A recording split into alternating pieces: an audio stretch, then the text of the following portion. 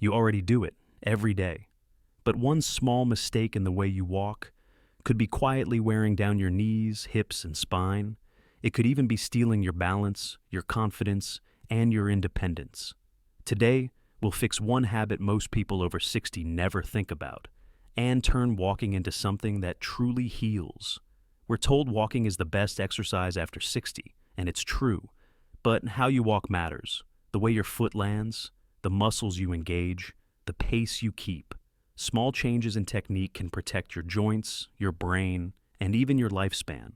Let's walk through this together, step by step. 1. The mistake you make with every step. You've been doing it since you were a child. Step, heel down, push off. It feels natural, familiar, unquestioned. But what if that simple habit, the way your foot strikes the ground, is quietly adding pressure to your knees, hips, and spine, one step at a time? This is the silent damage of heel striking. When you land with your heel first, especially with a locked or stiff knee, you send a sharp, vertical impact force up through your ankle, shin, knee, and lower back. It's like dropping a metal rod onto concrete. There's no softness, no buffer, no spring. Your joints absorb it all. According to a 2021 study published in the Gait Posture Journal, older adults who walked with a heel strike pattern experienced up to 30% greater joint loading forces per step compared to those who used a soft landing, bent knee stride. Now think about how many steps you take in a day. That force adds up, not in bruises, but in micro-wear. Subtle inflammation, cartilage thinning, stiffness that creeps in year by year. Metaphor. Imagine your legs like a spring system. When you land flat, with soft knees and muscle engagement, your body absorbs shock like a sponge. But when you land straight-legged and hard at the heel, it's like slamming a wooden plank against the earth, and your joints take the hit. So, what's the fix? Ritual to try? The ground check. Walk. Take off your shoes. Walk barefoot on a soft surface like carpet or grass. Pay attention. Does your heel hit first? Are your knees locked? Do you hear your step more than feel it? Try this adjustment. Soften your knees slightly. Shorten your stride by 10 to 15%. Land mid-foot or ball of foot. Imagine walking into the floor, not onto it. Place your hands on your glutes while walking slowly. You should feel them contract gently. This means your muscles are catching your weight, not your bones. Bonus, try this walk for 10 minutes daily for 3 days, then go back to your normal walk. Notice the difference in how your knees and hips feel. Because walking isn't just forward motion. It's a conversation with gravity. And every step you take is either a whisper of strength or a signal of stress. So ask yourself, when was the last time you truly noticed your walk and chose to make it kinder to the body that's carried you all these years? 2. Why your muscles aren't catching you. Most people think walking is just legs and feet. But what if I told you the real key to walking safely after 60 is your backside? Your glute muscles, those large, powerful stabilizers in your hips, are meant to act like parachutes. They catch you with every step, absorb impact, protect your knees and lower back, keep you balanced. But for many people over 60, those parachutes are never deployed. Why? Because heel striking and long, stiff strides turn the glutes off. They shift the load to the knees, quads, and spine. And over time, the glutes weaken until the body forgets how to activate them altogether. A 2020 study in the Journal of Applied Physiology found that older adults with weak gluteal activation had higher risk of falls, greater instability when walking, more pain in the knees and hips, and slower walking speed by 20 to 30%. This isn't just about muscles, it's about signal loss. Your brain literally stops sending strong signals to the muscles that protect your lower body. Metaphor, think of your glutes like shock absorbers in a car. If they don't engage, every bump in the road, every crack in the sidewalk, every downhill slope gets absorbed by your joints instead. But there's good news. You can retrain your body to use those muscles again. It just takes awareness plus gentle repetition. Ritual to try. Glute wake up. Walk, stand upright. Place both hands on your glutes, just above where the leg meets the hip. Take 10 slow steps forward. As each leg moves back, press gently into your hand. You should feel the muscle contract and release with each stride. Now shorten your stride slightly and keep your knees softly bent. You'll notice more hip engagement and core balance. Practice this 10 minutes per day for 1 week. Alternate hands-on versus hands-free.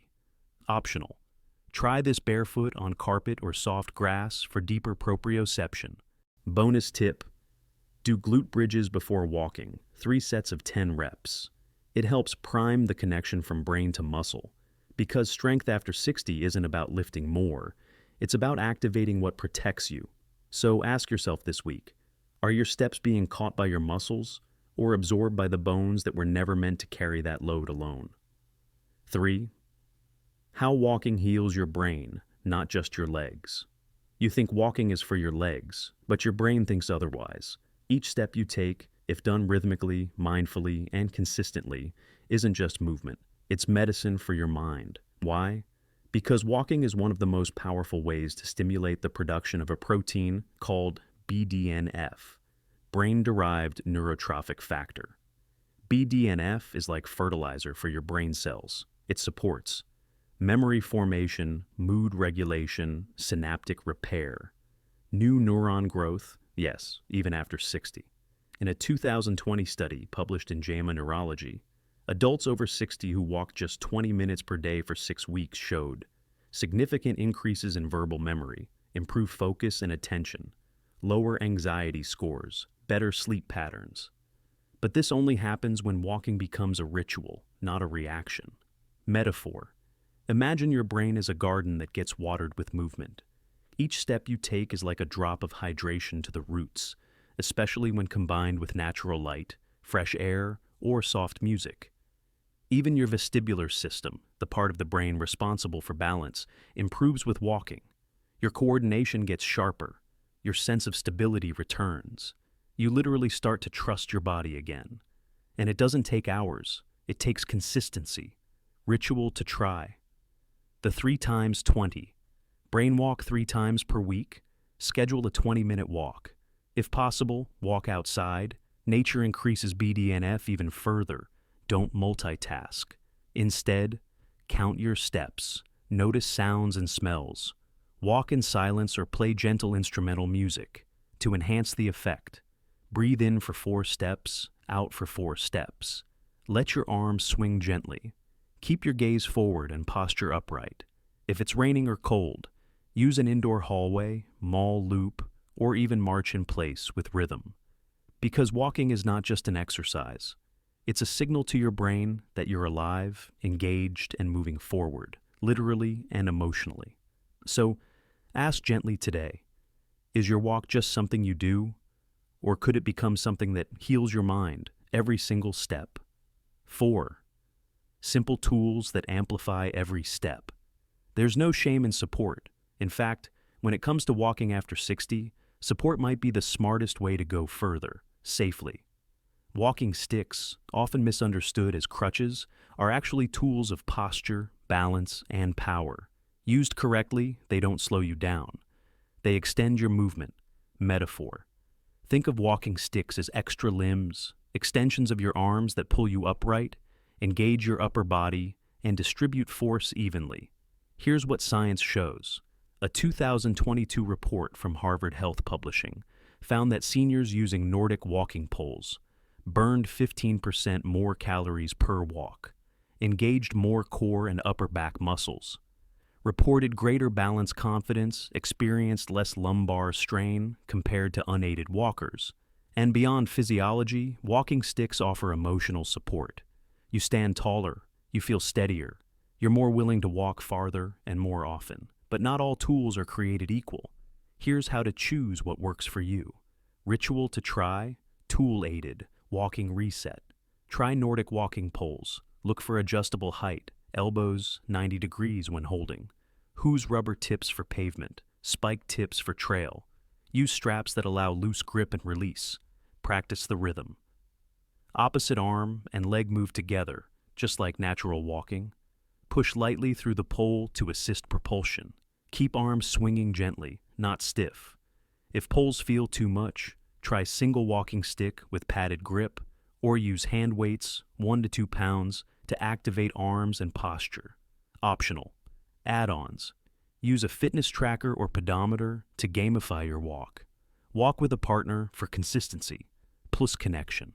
Because walking isn't just about the legs, it's about the whole body. And the more you include arms, core, breath, tools, the more resilient your system becomes.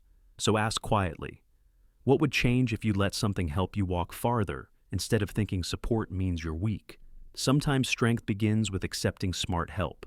And in doing so, you don't lose independence, you protect it. You've walked your whole life, down hallways, through kitchens, across parks and cities. You've walked for people, for purpose, for pace, and you probably never thought twice about how. Because walking felt automatic, like breathing, like blinking, until now. Now the knees speak, the hips resist, the balance shifts, and something inside quietly asks, is this still working for me? This isn't weakness, it's wisdom. Your body, older, softer, still full of life, may not want to walk harder. It may want to walk better, with softer knees, shorter steps, more muscle, less strain. This is not about fixing what's broken, it's about noticing what's evolved. Because movement is not just survival, it's communication. And when you change the way you walk, you're not just protecting your body, you're telling it, I see you, I'm listening, let's move forward, together. So pause before your next walk, and ask gently, is it time to stop walking the way I always have, and start walking the way my body actually needs? This week, choose one walk, just one, and shift one thing. Bend your knees gently. Shorten your stride. Land mid-foot. Activate your glutes. Use a walking stick. Feel how it changes your body's response. Does your back relax? Do your hips move easier? Do you feel more in control? Let your walk become a conversation, not just a task. What changed when you adjusted your walking style? Did you feel different the next day? Share your discovery in the comments. Someone else's knees or confidence might depend on it. Walking is not just how we move, it's how we carry our lives forward. Every step you shift today is a step you gift to your future self, to stay steady, to stay free, to stay walking, not just longer, but lighter.